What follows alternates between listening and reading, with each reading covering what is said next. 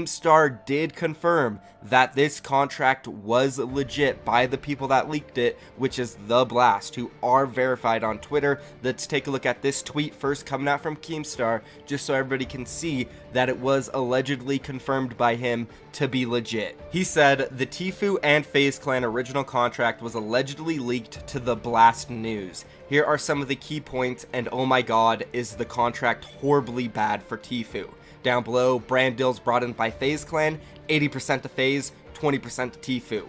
50% in-game sticker and merchandise, 50% Tfues, 50% FaZe. That is his supporter creator code, guys. No wonder why Banks got it tatted on his leg. They are rolling in dough from it. Brand deals brought in by Gamer. Tfues only gets 50% of deals brought in by himself. If Uber Eats wants to pay Tfues $2 million, guess what? FaZe gets 1 mil. That's unfair. That is ridiculous. Appearance fees, 50% for Tfues, 50% for FaZe. Prize money, 80 Tfues, 20 FaZe Clan. Now again, this looks unreal. I was freaking out. Everybody was freaking out, but I didn't know if it was legit. I didn't think it was. But then Keemstar tweeted this out. Talked to The Blast News and they confirmed the contract is 100% real. I cannot name and will not name the source, but it is real and came from a non-FaZe member. Blast obtained the Gamer agreement from a non-FaZe source between Tfues and FaZe Clan, which outlines just how much money the Gamer has to give up of his lucrative endorsements and tournament winnings. Tfues claimed FaZe was entitled to 80% of the profits from his endorsement deals, but after the lawsuit was filed, FaZe leader Banks came out and claimed Tfues was an ungrateful liar. Banks also released information claiming to have only collected 60k out of 300k of deals with third-party vendors. He also said FaZe has collected 0 of Tfues' tournament winnings. Banks threatened to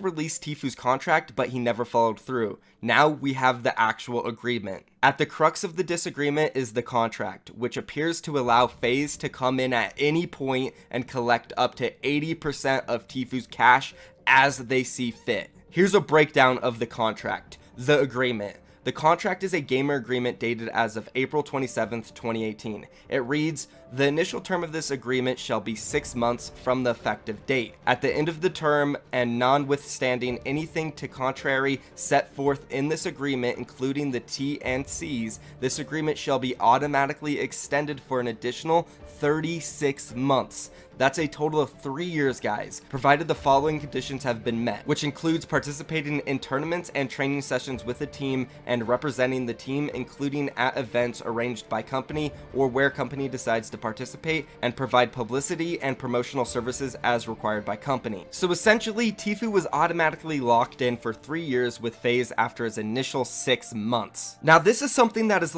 become standard. All these players in Fortnite are getting signed to 3-year contracts. And it's crazy. They're getting locked in for so long. 3 years down the road, their careers might be over. They might not even be pro players anymore. It's crazy. And they're getting signed for only $2,000 for every month of that 3 years. It's crazy. Again, these are super unfair contracts. And it's not just FaZe, a lot of orgs are doing this, and it seems like Tfues and his lawyer are taking that step that needs to be taken in order for players to stop getting taken advantage of. Moving on to the next breakdown, compensation. This contract states that FaZe will pay Tfues 2k per month as a fixed fee, plus all other income, including but not limited to salaries, earnings, fees, royalties, bonuses, share of profits, and gifts, generated in connection with Gamer services, whether individually or as part of the team. Tfues' main issue lies in the way the money is split up. In-game / sticker, which is his creator code income, 50% to Gamer, 50% to the company. They are taking 50% of the money he makes off his supporter creator code, which we know might possibly be over $1 million per month overall, and they are cutting that in half and taking it from him. No wonder why Banks tatted it on his leg. They are rolling in money from this, guys. The next one, brand deals featuring the Gamer that exist on Gamer or company's content creation platforms, Twitch / YouTube, or social media sites. If this deal is brought to the company by Gamer, 50% to Gamer and 50% to company. So again, if Uber Eats or DoorDash or any big brand, Nike, comes to him and says they want to advertise him on YouTube, Twitch, or whatever, he has to give 50% of that to the company even though he found it. Now, if anybody thinks that's fair, I don't even know what to say to you. I don't. Brand deals featuring the gamer that exist on gamer or company's content creation platform, Twitch/YouTube, or social media sites. If the deal is brought to the gamer by the company, they take 80% guys. They take everything. If he gets a deal by Nike from FaZe, Tfu literally only gets 1/5 of that, while FaZe gets 4/5. What? All income generated by gamer from cash prizes, which is won in a tournament and or matches, shall be split after the payments to the coach as follows: 80% to the gamer, 20% to the company. This is like the only thing in this contract that I've read that is like somewhat standard. Even 20% cut for the company is still pretty high in the industry, especially right now in the Fortnite World Cup. Players won't even sign contracts for 15% or like 12%. And the fact that this is the most and only thing that is close to fair in this contract is ridiculous. The contract clearly states that FaZe Clan is entitled to half of Tfues creator code income and 80% of any brand deals that the company brings to the table. It also makes it clear even if Tfu brings in the business, the company gets half. Again, this is just ridiculous. And then it says, in the gaming industry, creator code income can be astronomical. Our sources say Tfues income is pushing $10 million per year. Again, that's almost $1 million per month, guys.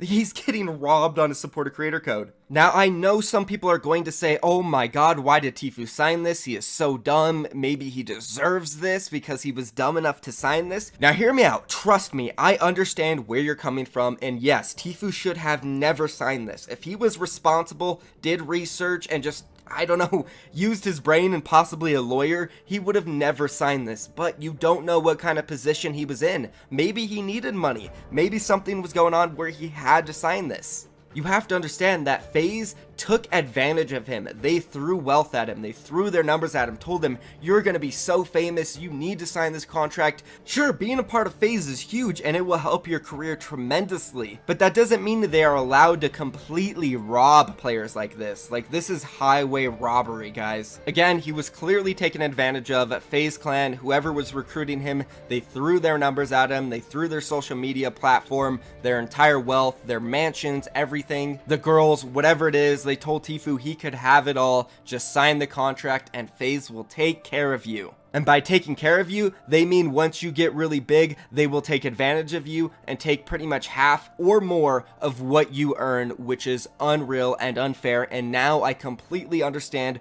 why Tfu took it this far, hired a huge ass lawyer, top 5% in Southern California for 12 years straight in order to get out of this and hopefully change the course of esports and how players are signed and how unfair the contracts are. We need unions. We need people to understand that players are being taken advantage of every single day in this industry, and it is so terrible. It's